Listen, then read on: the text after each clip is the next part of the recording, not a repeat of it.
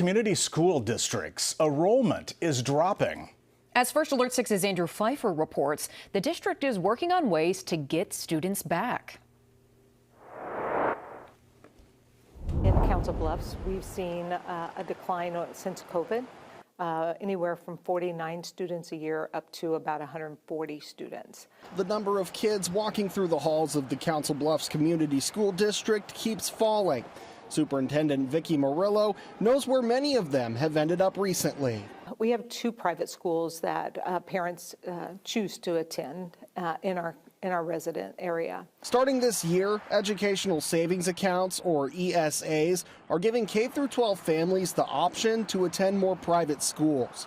ESAs was really tough for public schools to wrap their arms around because it's public dollars. It has provided opportunities for parents to make a choice to go to private that may not have made that before. Dr. Murillo estimates it causes them to lose 32 students each year. That's kind of puts that competition in place between, do you want a private school education? Do you want to open enroll to another district, or would you stay in your current resident district? Fortunately, at the moment, no cuts will be made to the district. However, Dr. Murillo is looking for more ways to bring students back to public school.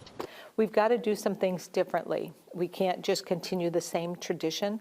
It is time that public schools look and kind of reimagine. Dr. Murillo mentioned they are looking into an online school alternative. This will help jump up enrollment numbers for a more efficient school option. How are we providing those opportunities that help us retain our students and attract new students to our district? While Dr. Murillo encourages families to make their own decisions on where to send their kids to school, she's hoping more opportunities will mean more kids and a strong district for years to come. Our schools are at the center of the work, and we must protect class sizes and protect our staff as we continue to work through this. Reporting in Council Bluffs, Andrew Pfeiffer, First Alert 6.